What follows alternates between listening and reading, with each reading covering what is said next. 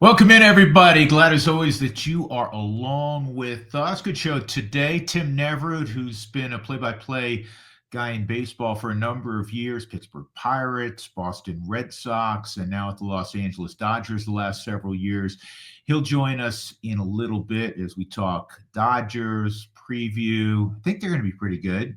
Looks like they're going to be pretty good on paper. We'll get more into some of that with Tim in a little bit. Speaking of spring training, as we roll on, we're going to get to that in one moment, but got to tell you about our two big sponsors, and they're good people, both of these entities. As you know, Steel has been with us since day one, and they have so many great products. And I tell people all the time, not only on the program, but off air as well. I have a garage full of all battery operated tools to help my yard look as good as possible. You have lawn mowers and you have chainsaws. I have a hand chainsaw, which is great, trimmers and all kinds of great stuff. Go to steelusa.com, STIHL, steelusa.com, and go shopping. And steeldealers.com will give you the location nearest you. And there's more than 10,000 around the country. It's Steel, STIHL, simply the best, and they always have some deals going on, so check them out. Huntington Bank, they're outstanding as well. They're local. They care about you, and they care about the neighbor around the corner, and that's why they're showing up on virtually every street corner now around our great state. Presented by Huntington Bank, we are home of early pay. You get paid up to 2 days faster, and there's no cost. It's your money, so stop playing the waiting game. More at huntington.com/yourmoney. Direct deposit and eligibility requirements apply. Love Huntington Bank.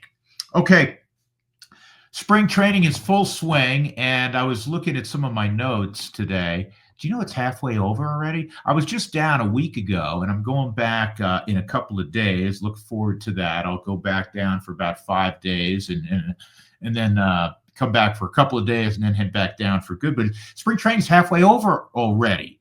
So what, from a Rockies perspective, can we glean?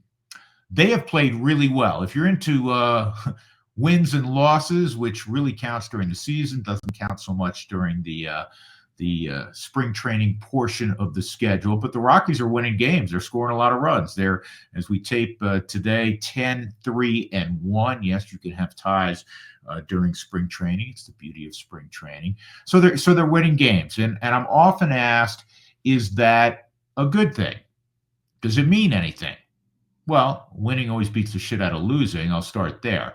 But in the grand scheme of things, it doesn't have profound meaning, because you're not playing to win each game. In other words, the starters, as you know, especially the first part of spring training, they'll go about 5 innings, a couple of at-bats, maybe 3 at-bats, 5, 6 innings, and then guys are coming into the ball game. Same thing with pitchers. A lot of the guys that are pitching late in ball games are not guys that are going to be on the big league roster. But given where the Rockies are, it certainly is a good feeling playing winning baseball for this young culture, mostly of players. I want to point out a few guys to keep your eye on, and maybe a new name, and I'll start there. Zach Agnos is a kid I think I've mentioned before, but Zach Agnos was a two-way player and a good one at East Carolina. Pirates are traditionally a very good program, and he pitched some at ECU, and he was a very good shortstop there. Rockies drafted him. He's never hit in the minor leagues. They drafted him as a pitcher. He's got a big arm, 95 plus, and he's not afraid. And he's a guy that's kind of rocketed his way up through the minor league system. And don't be at all surprised if he is part of this bullpen when the Rockies break camp. For the most part, he's been very, very impressive. And I know Buddy Black well. It's been certainly a number of years that he's been the manager of the Rockies, and covered him when the Rockies played the Padres for a number of years. So I've known Buddy a long time, and I know when he says certain things and the inflection with which he says them, how he feels about certain guys. He's been very impressed with Zach Agnos. So that's a name to remember in the bullpen. Remember, Jeff Criswell went down last week. He's going to have Tommy John surgery. It's unfortunate because he's one of those guys who was very impressive. Rockies picked him up in a trade last summer, and he was very impressive when he got called up with that whole group the final 6 weeks of the season. So he's going to be lost for the year. But Zach Agnos is another big arm that I think can be a strong part of what on paper should be a vastly improved bullpen from a year ago, and it needs to be. Another name that you're familiar with that is starting to come on is Jordan Beck.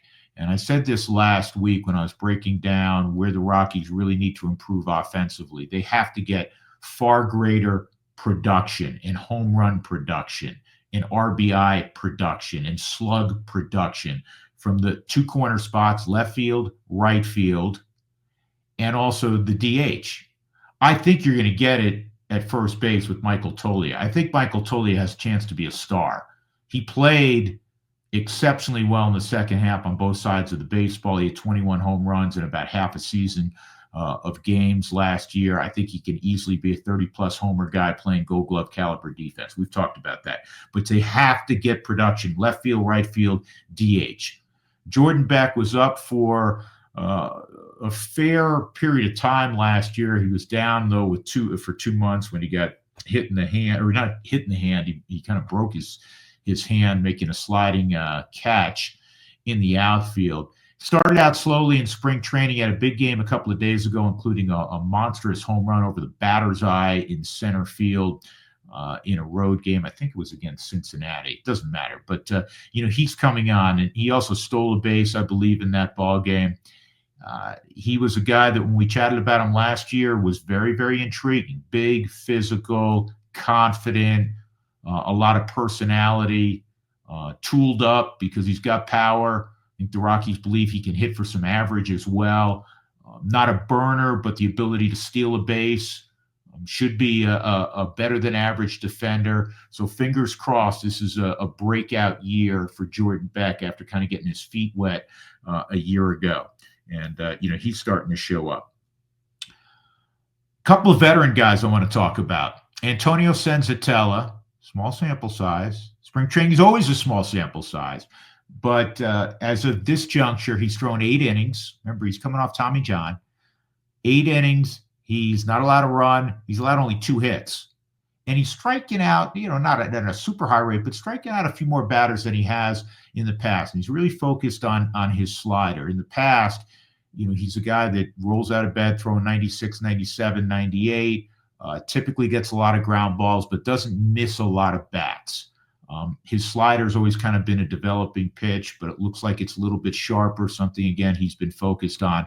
So, again, fingers crossed with Senzatella and Marquez that it lengthens out that rotation and gives the Rockies an opportunity to have, bona fide big league pitchers. They may lack a true ace right now, maybe even a true number 2 right now, but if you can put a rotation together that every day the guy who's going out there has a chance to really keep you in a game and on occasion, throw up a bunch of zeros for 6 innings and then pass it on to this improved bullpen that we've talked quite a bit about.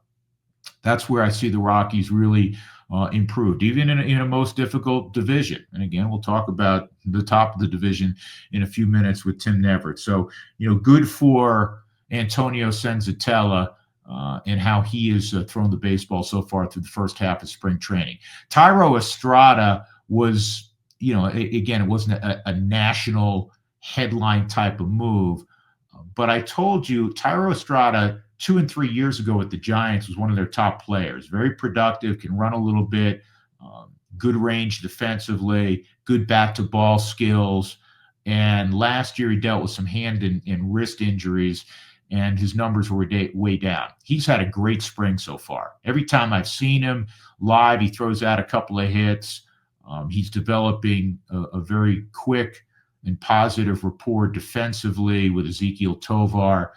So Thairo Estrada in a new uniform, he's a guy that's going to hit in the first, I would think, 5 or 6 in the Rockies lineup, and he is showing out pretty darn well so far through the first half of spring training. Here's some stats, and let me qualify this first, because I've said this before, and I'll say it, every year this time of year. I love spring training. You know that. I love Scottsdale this time of year. But I do not put a lot of stock in what happens in spring training. It's really a small sample size. Now, if you're a young player getting their first opportunity to face true big league pitching and be in your first big league camp, and if you can impress, that's a 2 thumbs up, man. That's a positive. But overall, if it's a veteran guy, or even if it's a guy maybe in his second camp that goes off, it doesn't necessarily mean, oh my goodness, that player's arriving, or you should have deep concern if a player hits a $185 in spring training. It all gets wiped clean at the end of spring training, good, bad, or indifferent. I think it can help carry confidence, again, if you're a younger player. But overall, I always pump my brakes. And so I wanted to qualify going to what I'm going to say next with what's happened with the Rockies. Mentioned that they're, as we tape today, 10-3-1. Some interesting numbers. They have an ERA, which is top 5 in baseball right now at 3.51. If they ever had anything approaching a 3.5 ERA over 162 games, they're going to win 95 plus baseball games, guaranteed. It's almost, I don't want to say impossible, but it's highly unlikely. In the Rockies' best years, I think the lowest the team ERA ever was playing at altitude was a 4.10. If they can get back, and they were about 5.37 last year, their overall team ERA, somewhere right in that neighborhood. If they can shave a runoff and get in the 4.35 range, even 4.4, that will bode very well for the team. So far in spring training, they have one of the lowest ERAs, not just in the Cactus League, but that includes the 15 teams that trade in Florida in the Grapefruit League. So again, it's second actually as of today. What does it mean? It means so far they've pitched well, but again, a small sample size. Here's something interesting that you hope this does not continue. Offensively, they have struck out the most in baseball. They have struck out in 14 games 140 times. I'll do the math for you. That's 10 times a game. That's the most in spring training. Not good. We know that the Rockies the last several years have struck out at the top of the game. That can't happen. They have to lower that number. They have to get the ball in play more, chase less, all the things you hear throughout the regular season. So here's the good part. They're scoring a lot of runs in spring training and doing it without hitting a lot of home runs. They're in the lower third in spring training baseball. Again, Cactus and Grapefruit Leagues combined in number of home runs, but they're scoring a bunch of runs and they're doing it while striking out still too much. One side of these numbers that I want to point out that's a positive that you do hope carries over into the regular season is they're top 5 right now offensively in walks. So again, I always say this. Who are they walking against? Was it against starters or was it against some minor league arms or fringy guys later in a ball game? I don't know that. It's hard to break it down. That is a positive that they're walking more. They need to walk more. They have to raise that on-base percentage. But again, numbers this time of year can lie. I do look more at some young players and how they're doing, or some veteran players and how they're bouncing back. Last week we talked about Chris Bryant, the bat speed we haven't seen in about 8 years. Now, can he sustain that? Can he stay well? Fingers crossed, certainly that he can. But those are some reflections from week 3 of spring training. As I mentioned, in a couple of days I'll go back down and we'll continue to visit about what's going on and as the Rockies prepare for the 2025 season. Before we get to Tim Neverett, quick hockey note. The Avalanche made the trade for Lindgren. I went to the game the other night with one of my boys, Zach, and the Avs didn't play a great game, but ultimately they beat the Penguins 4-1.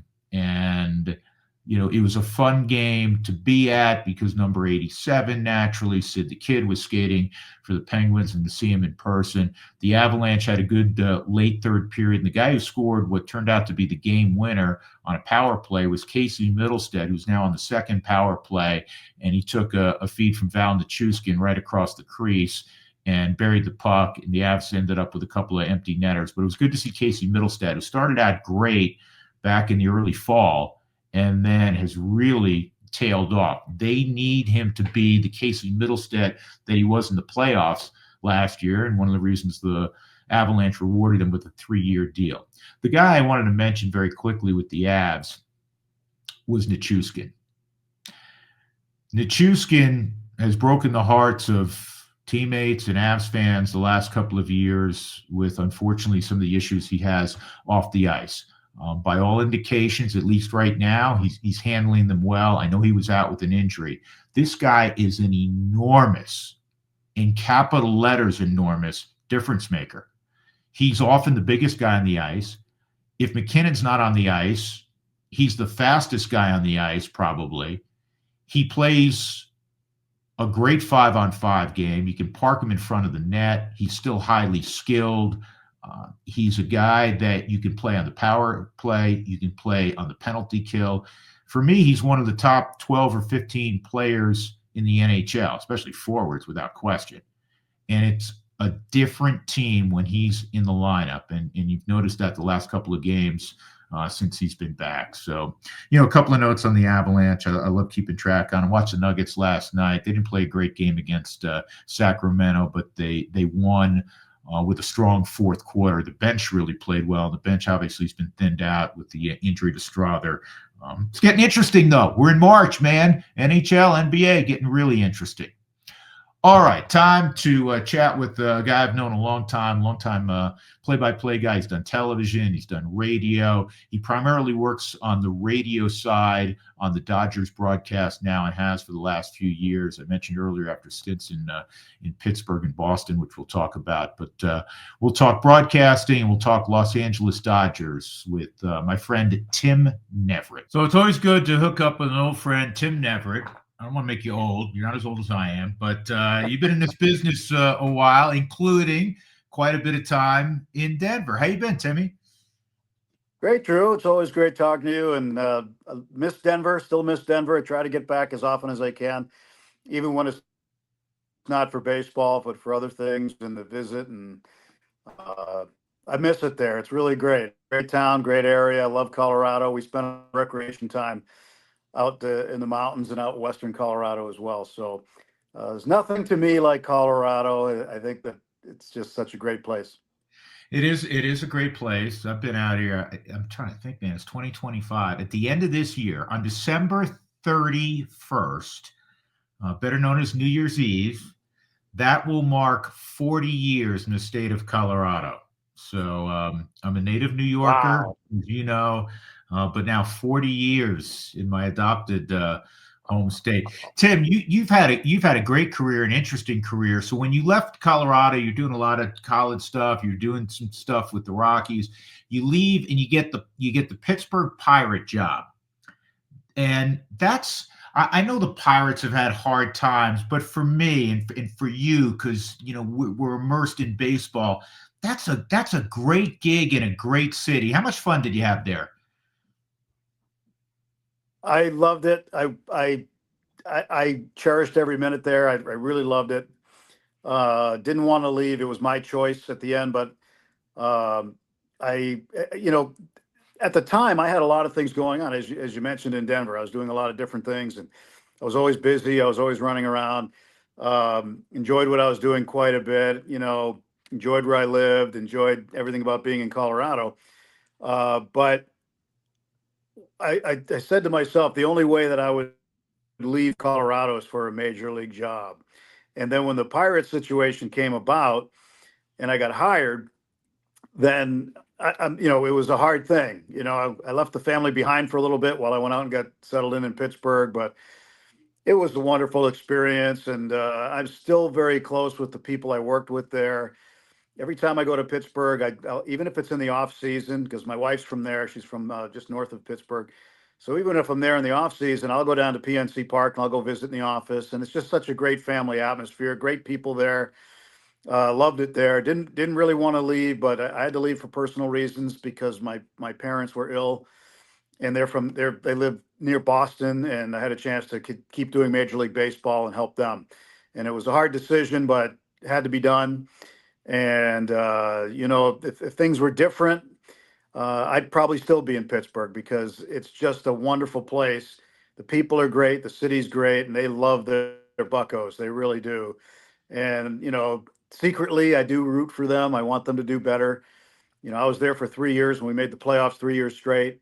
And I think they can do better. I think, at some point in time, they're going to do better. And I think, when the Pirates do better, baseball's better. When they were battling for division titles with the Reds and the Cardinals and the Brewers, it was fun. It was great. The National League Central was a really good division to be in. And Pittsburgh was great. We had so much fun there, and it was just a great setup. In fact, I miss it so much that my wife and I spent the holidays down at where they have spring training in Bradenton, Florida. So we spent, like, I don't know, a couple of weeks on the water down there, and made me miss it even more. But it's just a great organization, believe it or not. I mean, people like to rag on them because they don't win, but all in all, it's a really good organization. A lot of great people there. Yeah, I say the same thing, and fans, naturally the Rockies have 6 straight years of sub 500 baseball, 2 straight years 100+ losses. But as you know, because the folks here, there's so many great folks within that organization and dear friends, and I know that fans could care less about that, but I know the Pirates are the same way, and it's a joy to go down to Coors Field. It's a joy to be in Pittsburgh and walk across the Clemente Bridge to PNC Park. You did go back home, if you will, and that's not a bad gig either, doing the Boston Red Sox, because when people ask me, Tim, what's your favorite ballpark to broadcast, or where's your favorite ballpark to go, and you get that question a ton as well from fans, I always say, and we're blessed to work at Coors Field, but I always say Fenway Park, because it's like a museum. It's a baseball museum, and they still play ball there. It's an amazing thing, and you got to work there. When I was in college, I lived in that neighborhood. And so I lived 3 blocks from Fenway when I was in college. And so we would go often. At that time, it used to cost $3, $3 whole to get into the bleachers there. And so we Damn, went a you are lot, old. yeah, you can't, hey, here's another one. When they were in the American League Championship Series against the Angels in 1986, playoff tickets in the bleachers were $15. $15, and we went.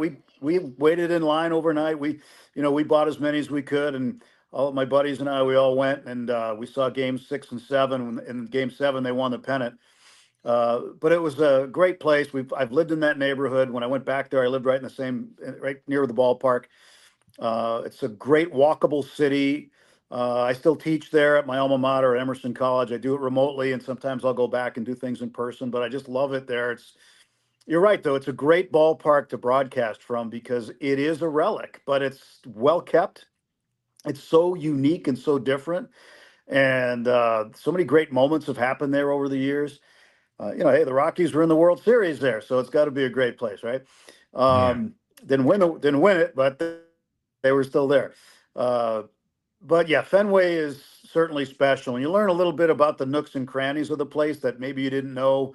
There's some neat little areas down the right field line that people don't think about, and out in the outfield, and places where you can enter the ballpark where nobody knows, where I know where to go in, where only the players know, and a couple of security people, and they still remember me. So when I go in with a visiting team now, I go in that same entrance because I know it's way more convenient and way easier to get in. But yeah, Fenway's amazing. It's just an amazing ballpark. A lot of fun. The wall makes it special. The little triangle, we call it, out in center field where the 420 marker is. It can give you fits. And the right field corner where it jets out from 302, where they have the Pesky pole named after Johnny Pesky, and it kind of juts out at a weird angle all the way up to 380 and then curls around. I remember one time I saw Bill Buckner. Yeah, Bill Buckner, who could not run. I saw him get an inside the park home run there one time against the Angels. Claudell Washington was the right fielder. He dove after the ball to try to prevent it from wrapping around that corner because he knew what would happen. He missed it, and the ball went all the way around by the bullpens. And here's Bill flapping his arms around the bases with his high top cleats, and he had an inside the park home run. So there's a lot of weird things that can happen at that park, which are fun. And that's so when you ever you go there, it's like any ballpark, when you go to a game every night, like you and I do, you're going to see something inevitably you haven't seen before or not seen in a while. But at Fenway, you could see something that's never been seen before. And that's one of the things I think that makes it really special. That's why I love when the commissioner kind of, there've been so many changes the last several years. The pitch clock for me has been great.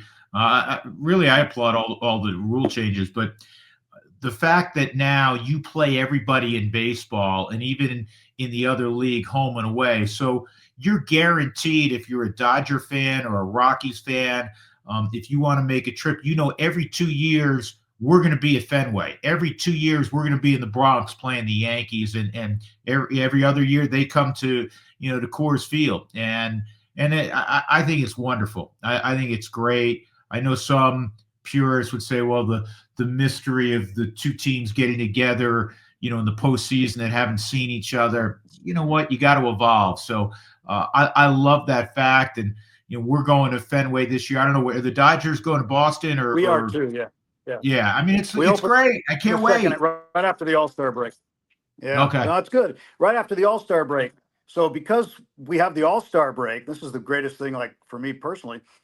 I've got all those extra days before we go to Fenway, so I'm probably going to go out on my own, away from the team earlier, and spend time with family that I have in New Hampshire, and see friends in New England, and then I'll just go back and meet the team at Fenway when we start playing up again. So I've already worked this out because I take a handful of games off. We play in Boston midweek before the All-Star break. Then we go to Cincinnati and then the All-Star break. I'm going to take that series off in the Natty. I'm going to stay in Boston. Michelle is from New England. We're going to be up in Boston, probably run into you in Boston, and then we'll kind of make our way down to New York and see some family down there. So, yeah, that's what we see. That's what we do in broadcast. Plot out. That's right. We look at the schedule when it comes out, like in August, and we start planning our next August, right? Based on the travel and based on the days off that you get and things like that. Yeah, we all do the same thing. I'll tell you a funny story, and this you have a million stories, I'm sure, about this. So the first time I ever was, well, it wasn't the first time I was in Fenway Park. It was the first time I was in Fenway Park as a broadcaster, and it was pre-World Series. It was in the early part of the 21st century, and I go in the in the wall in the Monster. And you see, Ted Williams' signature, Jim Rice. You see all these, legendary figures who signed the wall, and many people who never played for Boston, but they sign inside the Green Monster, as you well know.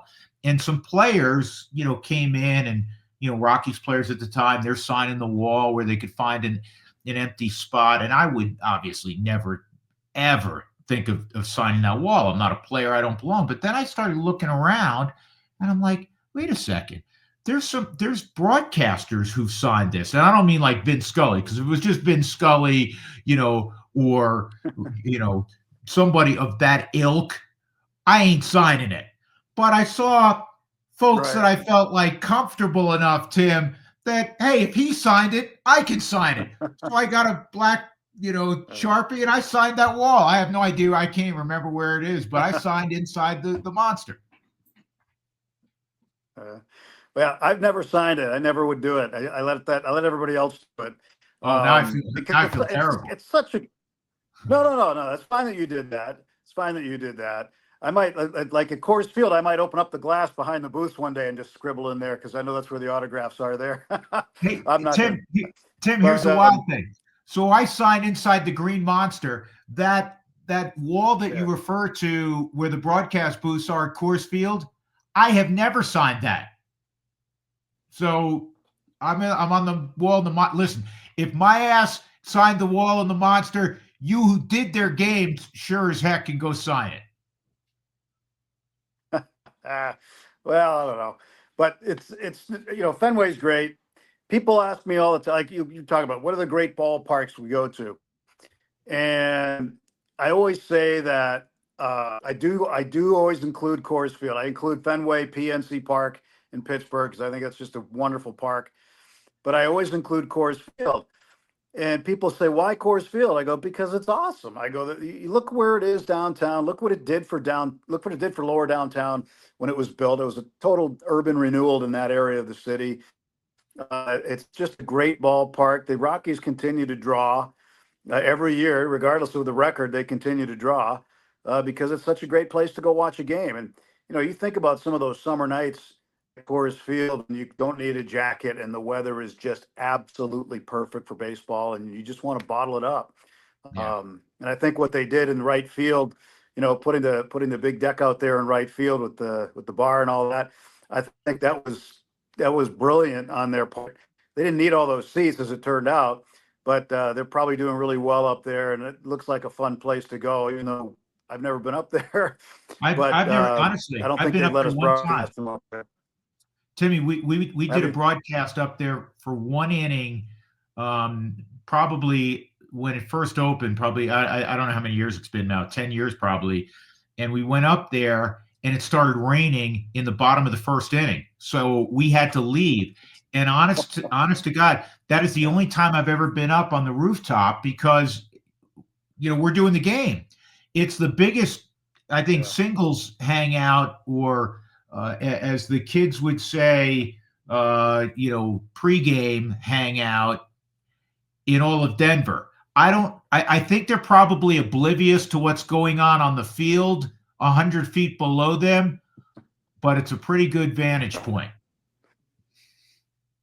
Yeah, it's great. I mean, I always love going there. And the one you talked about the schedule earlier, it is good that we know what every other year you're going to go to all these ballparks. But selfishly for me, I missed the whole schedule because that was 3 trips to Coors Field instead of 2. Yeah. So I did like playing the division opponent and taking 3 trips to their city. And selfishly for me, Denver was always, I'm like, yeah, great, that's awesome. Always loved going to Denver, but 2 times I settle for that, and then I'll go another time. Maybe go in December this year for something else. Yeah. All right. Time to talk about the hated Dodgers, or not. That's from our perspective, right? So, how important, honestly, Yeah. how important was that World Championship to the psyche, if you will, of the organization? Because the Dodgers have been so dominant, as everyone knows. They've won, I think it's 11 out of 12 divisions. The only World Championship in that great run was the truncated 2020 season. It doesn't get an asterisk, but it was only 60 games. How important was that World Championship? I think super important, mostly because they went out and spent on free agents, including Shohei Ohtani. They came up with a remarkable deal that financially made sense for everybody, I guess. And as a result, the Dodgers have sold tens of millions of dollars more advertising from sponsors in Japan. I mean, it's incredible the amount of money that the corporate sales department has pulled in. Excuse me, as a result of having not only Ohtani but Yoshinobu Yamamoto and now Roki Sasaki there. So the Dodgers are not only the team in Southern California, but they're also Japan's team right now. I mean, NHK Television, Drew, is picking up a number of our spring training games. If Otani's playing in them, they're broadcasting them. The other night we had Yamamoto start and Sasaki made his debut. He piggybacked and pitched 3 innings after that. That was also an NHK game. So we've got a major network in Japan picking these spring training games that are supposed to be meaningless, but they're not in that regard. But it was really important for the Dodgers to go through the whole thing, win it, just to I guess, partly to get people to stop talking about 2020. Somebody had to win it in 2020, right? It was a 60-game season. The playoffs were more like what we would normally expect. It's more like what it would be. It was like a tournament, at a neutral site, as it turned out. But it was still that year's World Series. It was hard. The whole year was hard. I mean, it was 60 games, but I mean, getting to the ballpark, doing the road games from a remote location, following all the protocols. It was always very different, and it was a difficult season. But somebody had to win it. The Dodgers won it. They'll take it. It was world. It's considered a World Series championship because that was the only World Series played in 2020. But the one last year in 2024 was very meaningful. They got the parade. That's what they wanted. They got the parade. They got all the accolades. Ohtani was the MVP. Freddie Freeman was the World Series MVP. All the things that they were hoping for came true. And what is very interesting too is right afterward, once they did all the celebrating and everything, they put it to bed. And there really hasn't been a lot of talk at all during spring training about last year, because the players are like, look, that was last year. We're going to try it again this year. We have some people that we think can win it again, and we're focused on that. And usually when a team wins a world title, at least in terms of conversation, there's a lengthy hangover. But the interesting thing is, like when I got here in Arizona, I think it was like the 18th of February, a couple of days before our game started. I went in the clubhouse and started talking to guys. Nobody wanted to talk about it. I found that fascinating that they've already compartmentalized last year. That's on the shelf, and then 2025 is 2025, and they want to do it again. They're very focused on it, and I think they realize that this team and the way the organization is right now has a window where they might be able to put together multiple titles. And I think they're really focused on that. And I think everybody else knows you got the best player in the world in your clubhouse with you. You got to take advantage of it.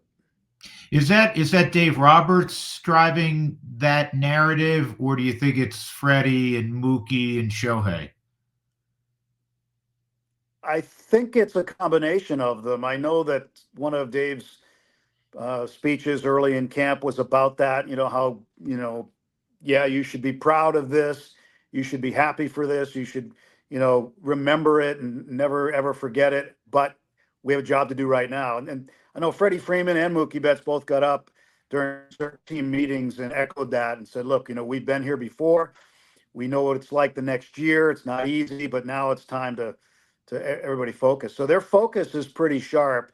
And that to me was the first thing that stuck out at spring camp this year for me, was just the mentality and the attitude that they had toward trying to repeat. Not satisfied that they won a world title, and for some guys it's multiple. They're not satisfied. It's just amazing to see the competitiveness that they have, and we'll see how it plays out. You got to play all the games and see what happens in the postseason. But at the same time, this team has been put in position to try to make another run at one. Well, on paper, from two aspects, the additions in the bullpen, the addition of Blake Snell, and the fact that going into the year, at least you can peek ahead a month or two into the season, and barring something unforeseen, you're healthier already than you were in 2024, correct? Yeah, I mean, the pitching situation is pretty flush right now. Guys that are going to end up being sent to AAA should be on major league staffs right now. They're going to be very deep. We should have guys that should be in AAA that are going to have to start in AA just because of a numbers game. Oklahoma City, our AAA ball club, is going to be with some really good players this year. And as you know, you need everybody, right? It takes more than 40 guys to get through a season and win a championship. And so all these guys need to stay ready. But yeah, it's just, you look at the lineup that we ran out there on, what's today, Tuesday night against the Reds, with Ohtani leading off, Betts batting, Freeman third, Teoscar Hernandez fourth. Were hitters, and they were 4 of the top 10 in terms of slugging percentage, in terms of OPS, in all of Major League Baseball. When one lineup has 4 guys batting consecutively, you know that there's just going to be games where you get off to a great start. And, last year we had a game in Arizona where Ohtani, Betts, and Freeman went back to back to back in the top of the first inning. I've seen back to back to back before, but never to start a game. And that's what these guys are capable of doing. And, it's just like we've seen a lot of baseball in our day. But at the same time, I've never seen a collection of accomplished players bunched up in a lineup like this. It's amazing to me that as much talent as the Dodgers have and have accumulated in this offseason, they still have a couple of question marks.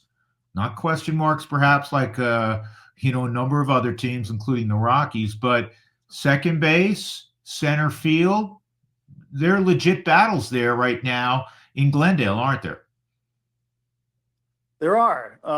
Those positions are not set yet. The one thing we do know is that Tommy Edman is going to play pretty much every day, and he's either going to be at second base or center field, possibly shortstop on an off day for Mookie Betts. We do know that, but they need somebody else at second base. So right now, they've got Miguel Rojas who can play. They've got Chris Taylor who can play second base. They have Kike Hernandez who can play second base.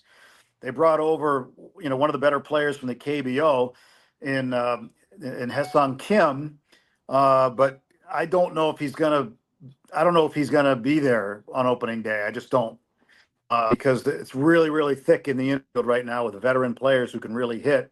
And if you're a ball club, you're going to go with, I think, proven major leaguers as opposed to from the, so it might take him a little longer to transition and catch out of the Pacific. But, center field, James Outman, Andy Paez. I mean, Andy Paez played in 106 games. He's not a lock to make the roster, right? Amazing. He crushes left-handed pitching. Yeah, pretty good player. He's not a lock player. to make this roster. James Outman. James Outman, his first career home run came at Coors Field in his first at bat, first major league at bat. He may not make, he may not make it. We don't know yet. It's gonna be interesting. But we have the 2 games in Japan. Then we come back for 3 exhibition games against the Angels, and then the domestic. They're calling it the domestic opener. The domestic season starts, and by that time they got to be down to 26 men. We can carry more until then. So right before we open the season at Dodger Stadium against the Detroit Tigers, then I think, all those position battles will be won. Think of this for an opener, though, an opening pitching matchup that we might have. Maybe Blake Snell against Tarek Skubal. That could 2 pretty good lefties. But, it's, we'll see what happens there. But that's a position battle right now. There's also Tony Gonsolin and Dustin May are battling it out for that 5th starter spot right now. Dustin May's out of options, so he's got an advantage at this point, I think. He's back and healthy. Tony Gonsolin is back and healthy. There might be a bullpen spot, so whoever doesn't get that starter spot, maybe the other guy goes to the pen. We have a couple of guys that won't start the season on time. Michael Kopech and Evan Phillips, and Clayton Kershaw won't start till June. He just came back to camp today and started to throw. And then Ohtani's not going to start pitching till I think May, sometime in May. I'm not sure of the date, but so there's a lot of moving parts. I hope you guys, but they're all good. Yeah, Tim, I just hope you guys don't get buried in April and can't recover before Ohtani goes to the mound. I mean, that would be tragic. Will you potentially go to a 6-man rotation in that a year ago you win it all and no one, correct me if I'm wrong, threw over 150 innings last year as Davey had to navigate some, injuries and he was careful with guys. But if everyone's healthy, you have like 9 bona fide, high quality major league starters. Do you see Doc potentially going to a 6-man? I do. Yeah. I think they're going to go 5 until Ohtani gets back. Then they'll go 6. And the reason I say that is the way the schedule is laid out is I think we have a bunch of Thursdays off or something early in the season. And they are going to only go with Roki Sasaki and possibly Yoshinobu Yamamoto once a week as it is. And the way they schedule out at this point in time, they don't need a sixth starter. They can go with five, have no problem. And when Ohtani comes back, he just slots into a certain spot, whatever date they pick. And then they'll just kind of go from there. And these guys are going to pitch like once a week. They're going to try to limit their innings because they were short with injuries. They had to piece together what they did in the postseason in order to win it. I mean, they were fortunate because the pitching was breaking down at that point. We had guys pitching hurt and all that. Everybody does, right, at that time of the year. They're hoping that they have enough healthy body to keep everybody healthy, and it's going to be it's going to be fun to watch. And these are the types of things. You know how I feel about the Rockies too. These are the types of things I wish that the problems that Denver had, right? Like who's going to be the fifth starter? Is it going to be a guy who's the closest two-seamer in baseball and Dustin May, or another guy who's got one of the top 10 splitters? I really wish the Rockies had, because it's. I tell people all the time, I go, they got the greatest stadium. It's the greatest city. They have the greatest TV footprint. They got the best player development set up in Arizona. I mean, they got all these things going for the organization, except in the win-loss column. And if they can put it all together and get those wins more than they get lost, you go back to 2007, have a season like that, but you won't have to win 20 games in a row, August or something, to do it. But the Rockies are a team. I think they've just got every tool they should have, except for the wins and losses. No, they do, and I'm excited about some of the young players that are coming. I'm excited about Chase Dollander. There are pieces. There is a light at the end of the tunnel. It's a brutal division, and at the top, with you guys are the 8,000-pound gorilla, and we know the Padres are really good. In Arizona, we're talking about all the starting pitching you have in LA. Arizona may have the best rotation in the National League right now, and San Francisco always makes noise, as we know. So I think the Rockies will be improved. I really believe that. But it's truly a tough division. You just saw Roque Sasaki pitch the other day, first time that he was actually in a spring training game. I believe he went 3 innings, struck out 5. What was your initial thoughts? 3 innings sample. It left everybody wanting more. The thing about it is we hadn't seen him pitch. I saw him pitch a live BP session. It's the first time I'd seen him pitch in person. Then he pitched against some Chicago White Sox minor leaguers in a game. Time I saw him pitch in a game, and we're doing the telecast, so we have the center field camera that we can watch the pitches and everything from there. But the funny thing was, how we have that research tool we use, and it tells you what pitch was thrown. Those guys the computer had never seen him pitch before, and they had no idea what he was throwing. So they had to go back later and fix it. But his splitter is unbelievable. He either had a really good one last night, or that's what he's going to have all the time.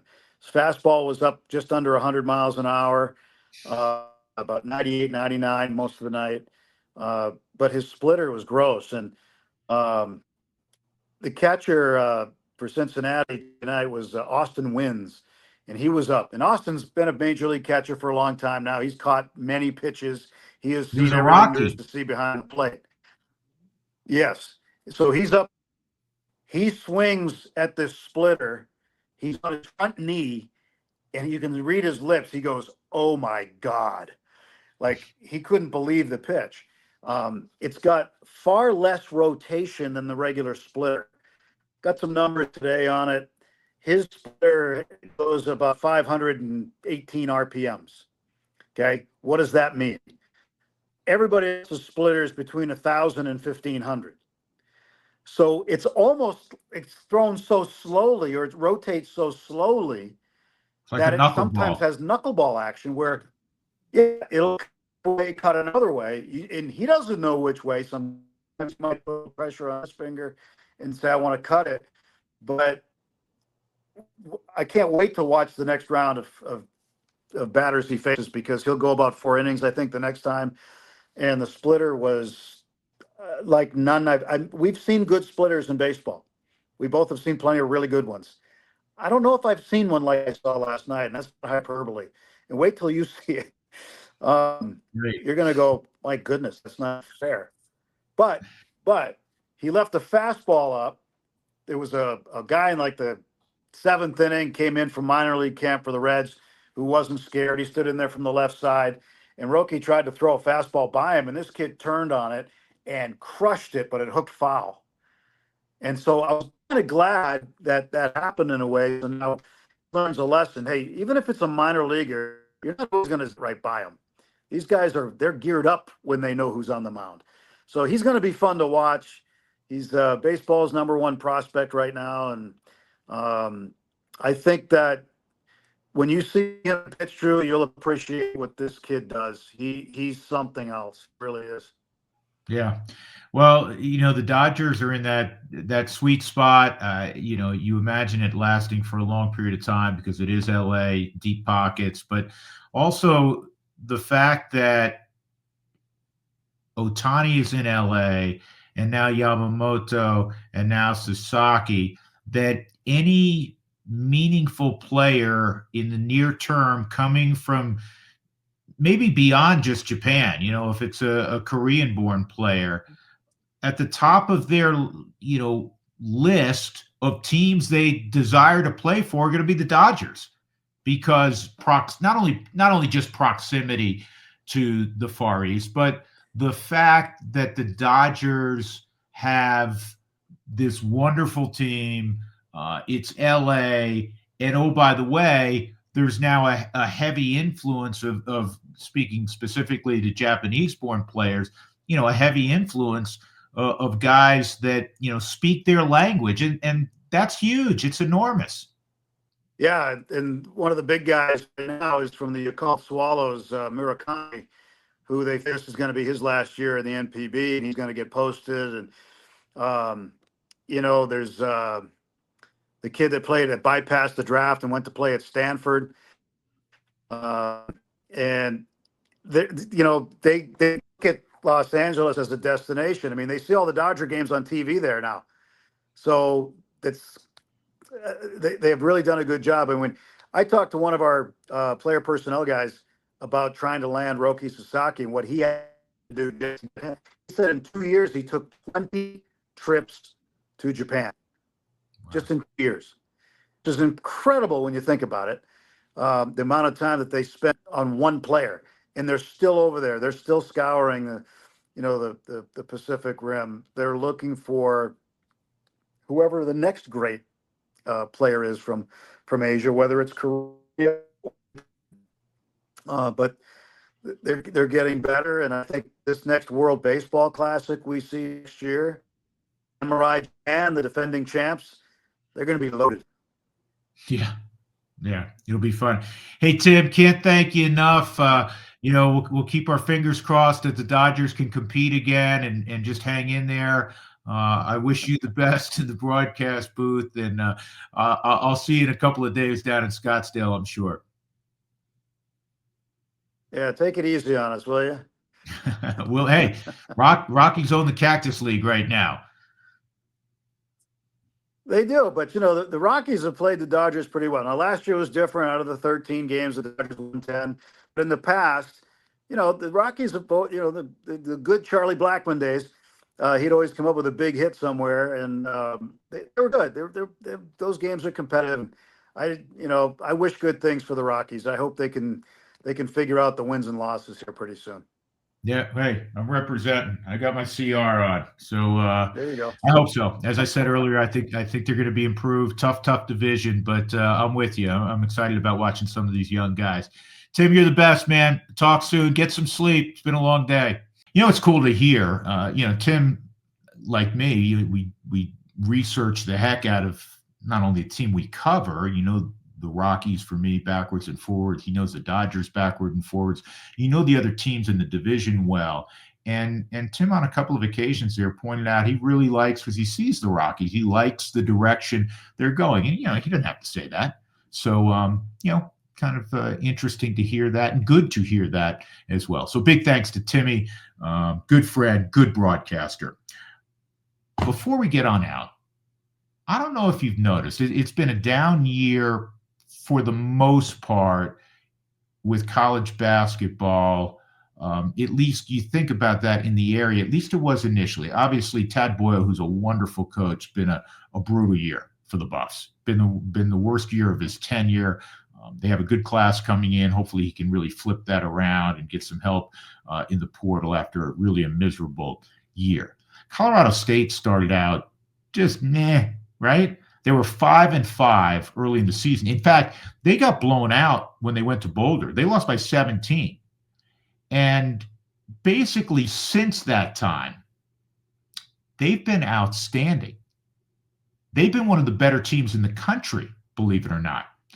They are 16-4 since starting 5-5. They had a net ranking at one point of 207, and now they're down around 50. And so the question, and Fort Collins and the folks that follow college basketball in the state, can Niko Medved's team make the tournament? Which back in November, you say, no way. December, you kidding me? Mountain West not as deep as it was last year. I think, what did they get in? 5 teams last year? Was it 6? I can't even remember now. They had a great year. They're not nearly as deep. But the way Colorado State has played, they blew out Utah State at home, which was a huge win. Earlier in the year, they won at home against Boise State, which was an excellent win. They have one game left. As we tape, it's tomorrow, Friday, against Boise State on the road. For the Rams to make the tournament, it appears they have to win on the road in Boise. No easy task against Leon Rice's team. Always classy. And then let's say they were able to, and they could do it, obviously. If they were able to win against the Broncos in Boise, they would probably still have to get to at least the championship game of the Mountain West tournament to get an at-large bid. But again, hats off to Niko Medved, whose team was decidedly mediocre, maybe even below mediocre to start the year. And they've really played good basketball, led by a guy that looks like he's going to be an NBA pick and maybe even a first-round pick in the former Buffalo and the native of Colorado Springs, Nick Clifford. So good for Colorado State. Keep an eye on them as these next couple of weeks unfold.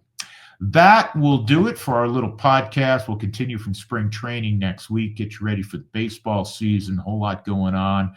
Yes, the NFL draft, now that the combine is over, is in the headlights, if you will, coming up in about 5 or 6 weeks. We have to talk incessantly about that, I'm sure.